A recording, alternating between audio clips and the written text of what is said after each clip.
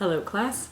This week is our final Faces of History week, which means we've actually completed our essay.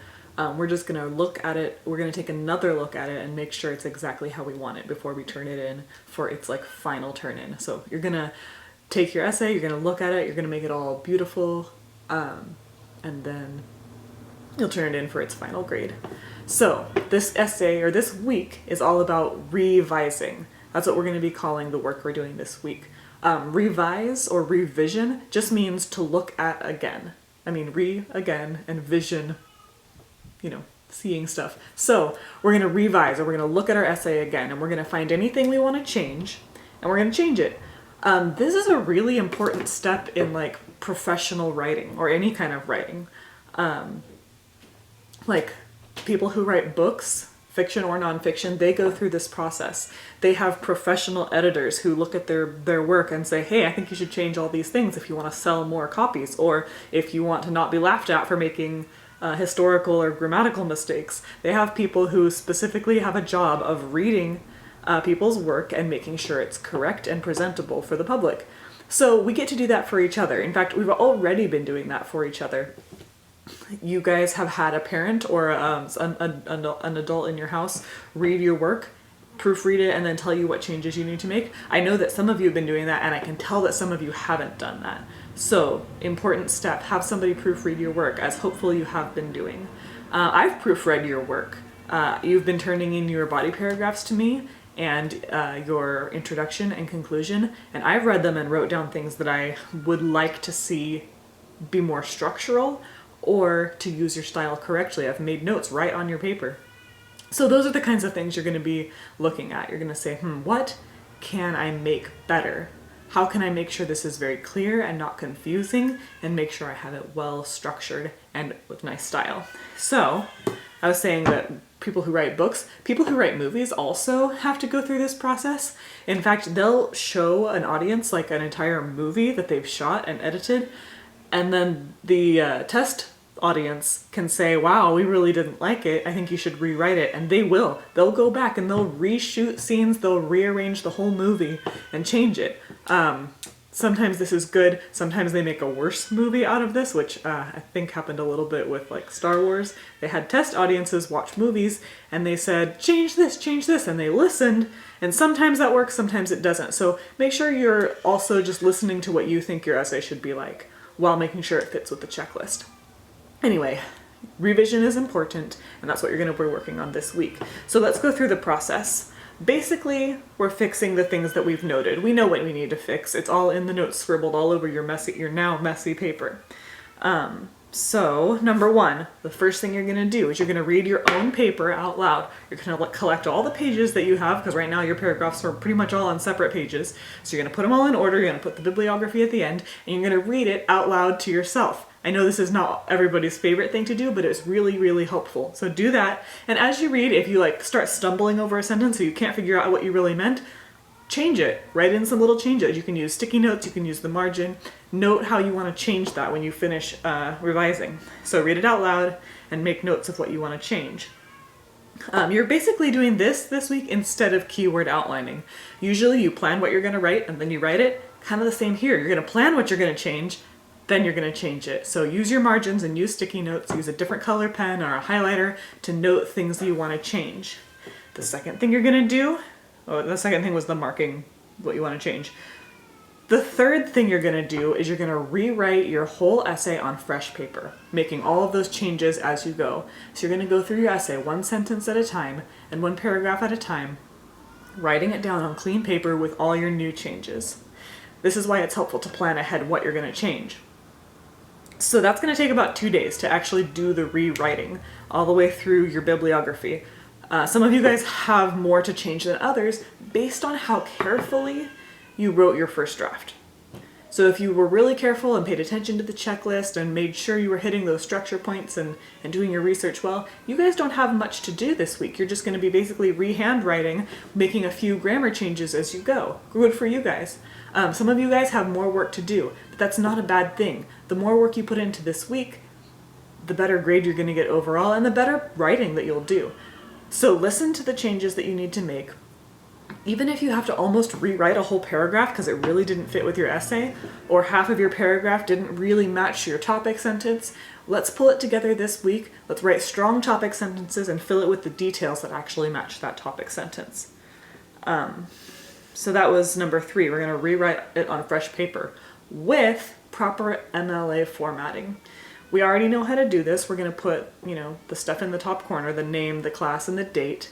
The title, it's going to go right in the center, right above the first line. And then you're going to write paragraph in double spacing with the first line indented. So you're going to write paragraph. And then you're not going to need a fresh page unless you actually hit the bottom of the page. You don't need a fresh page for your second paragraph. Just skip a line, just regular regular double spacing, indent a little bit, and then write your second paragraph. If you don't mind, don't write on the backs of your papers. Get a fresh paper every time you fill up a page. When you write on the backs, it can get kind of messy and it can be confusing for me to tell which thing goes where because I've got all these pages flipped over. So just write, and it looks really neat and nice if you just use a fresh page every time. In fact, that is the proper MLA way to do it.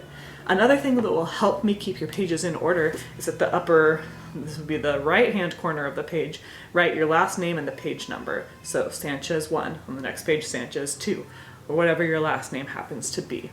That will help me keep your pages in order. You can also paperclip your things together or staple it in the corner. That helps too.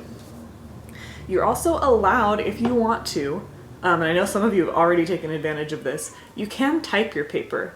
If you have experience typing or you have a really nice parent who doesn't mind helping you, this can be an advantage to you because when you type a paper, editing becomes really easy because you can just, backspace a couple and put a new word in, or take a whole sentence out and add 3 more sentences, and it, just adjusts for you. Whereas if you're trying to edit a paper you hand wrote, then sometimes you erase 1 sentence, but you need to add 2 where you're going to put all that information.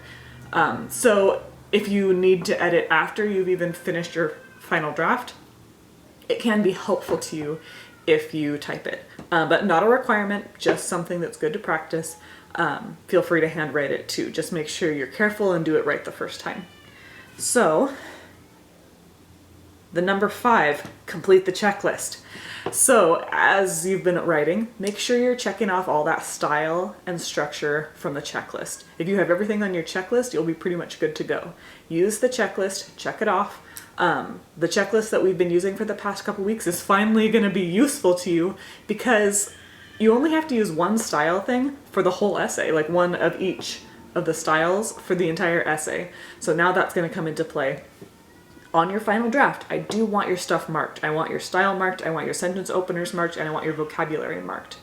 And you don't have to label every single style with the type of style it is. If you use a very short sentence, I just want you, I think it's number 5, I can't remember, maybe number 6. Just write hashtag or number 6 next to it. You don't have to explain very short sentence opener. I already know that. So just put the number and then the number it is, like the number sign and then the number. If it's a regular old style, like a because clause, you don't have to write because clause next to it. I know it's a because clause. I just want you to underline the word because. And then I'll know, oh, that's their because clause style section. Gotcha. So you just have to underline it. And then for vocabulary, you do this really well. Just write voc either in the margin or right above the word. So keep it really clean, keep it really simple. You don't have to explain what kind of style each one is. Underline style, hashtag the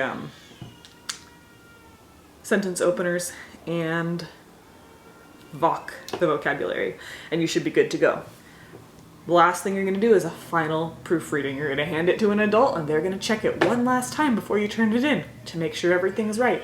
And you're going to read it again out loud to yourself and make sure it's exactly how you want to send it in. Then you're going to send it to me. And you can do this by email, or we can do a drop-off or pickup. That'll be just fine. I know it's a lot of pages. I don't want, if you don't have a scanner, I don't want you to worry about taking pictures of it. I can do a pickup. So the final thing I wanted to talk about is the first person change. The last thing, although we probably should have talked about this earlier, as you're going through and making those edits to your essay, you're gonna change every reference to the person, say King David, in my case, if I was writing my essay on King David, I wouldn't want to say the words King David anywhere in my essay because we are changing all of our essays into first person. Now remember, first person is when the person writing it is also like the subject of the story or the essay. In other words, instead of saying King David, I would say I. I'm going to pretend like I'm King David as I write my essay. So I would say, instead of saying David was not Saul's heir, I would say I was not, or I am not Saul's heir. Instead of saying when David was young, he lived with his father and 7 brothers. I would say when I was young, I lived with my father and my 7 brothers. So turn your whole essay as you're doing that final draft into a first person narrative. You're going to say I and me and my instead of your person's name. So you'll have to pay attention, and that final proofreading that your parent does or whoever, the adult in your house, that's going to be really helpful because they're going to catch anywhere where you accidentally slipped up and said King David or whatever thing that it happens to be. So that's an important thing in your proofreading. Change it into first person. So then the really last thing is that you guys have the option to create a costume for you to wear as your character. Eventually, hopefully we'll get to present these essays and you get to have the option, which I hope you take, I love when we do this kind of thing, to dress up as your person. So work this week as well on creating a cool costume to go along with your essay. You can dress up as the person that you're writing about, which is very cool. That's all I have for you this week. I do want to hopefully get a chance to talk with each of you separately to make sure that you understand all of my notes on your essays, because I think I wrote a lot on your paragraphs, and I feel bad about that because I don't want you guys to feel like, oh my goodness, she wants us to change so much. I want you to change some important things. And I want to be able to give you confidence and explain any of those things that you're confused about. So, hopefully we'll have some Zoom meetings maybe